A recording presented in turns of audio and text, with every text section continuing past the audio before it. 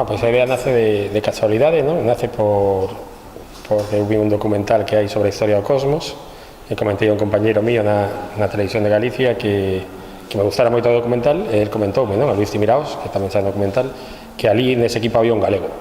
Eu dicía, como iba a haber un galego nese equipo de fútbol? Chamoume moita atención, eu son xornalista deportivo e non o coñecía. Dicían, pues, non me soa absolutamente nada. Entón, a partir de aí empezamos a indagar sobre a figura de Santiago Formoso, fixemos un traballo de investigación, puxémonos en contacto con él, e foi aí cando nos dimos conta que sí que había unha historia de que había un galego universal que xogaba no cosmos e que decidimos que esa historia debería pues, ser contada e trascender a sociedade actual, a sociedade galega, a sociedade española.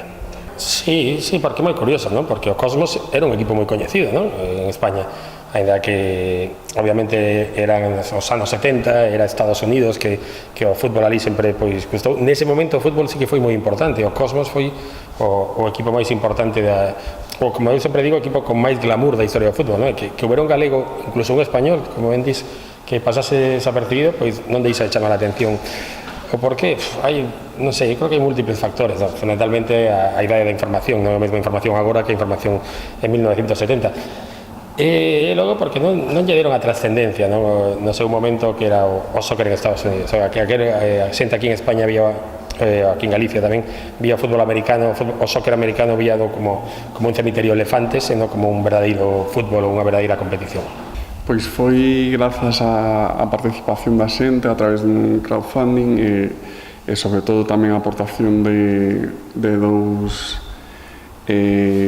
sponsors privados que os que nos axudaron a sufragar os gastos dunha viaxe a Nova York costosa, e os nosos medios como productora son moi escasos, pequenos, con un equipo reducido. Pedro Pablo, Rubén nun primeiro momento, eu intentamos sacarlo do adiante da mellor maneira posible e da maneira máis estética e, sobre todo, primando a historia, que é o importante neste docu.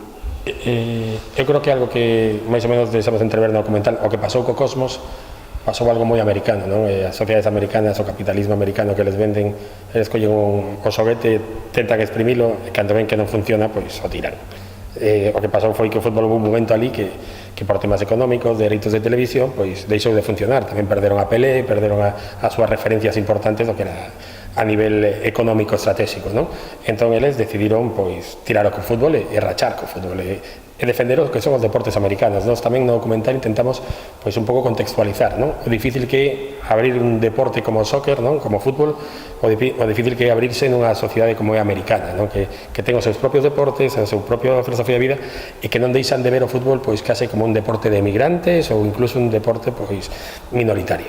Hai un dato curioso que si a Estados Unidos lle chegan a dar o Mundial do 86 en vez de a México, todos dicen que o fútbol iría cara arriba e se mantería e sería algo máis do que agora.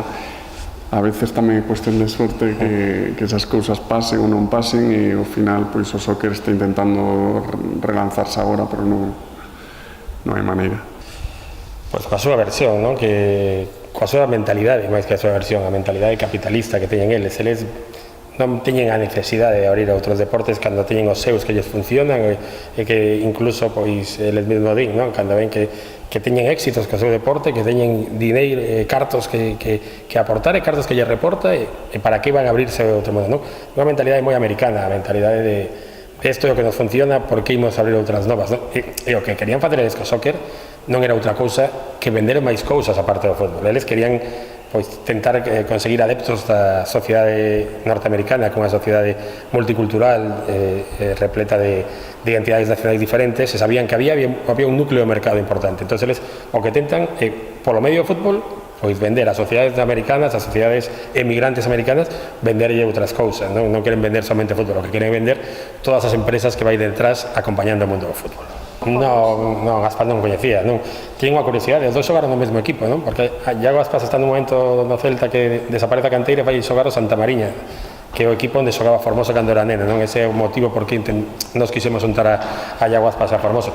Non se coñecían, pero sí que podemos dicir que dende aquela que sí que teñen algo de relación, que incluso cando en Formoso a Vigo cruzouse con el, Iago foi padriño, entre aspas, nunca mellor dito, entre aspas, foi padriño da presentación do documental cando fixemos aquí en decembro e para Iago e para calquera xogador actual cos que falamos, para eles é increíble, non? Que había un galego no Cosmos e que eles non o coñecían. Obviamente Santiago a Iago sí que o coñece porque está moi encima do mundo do fútbol e sabe perfectamente quen é Iago Aspas.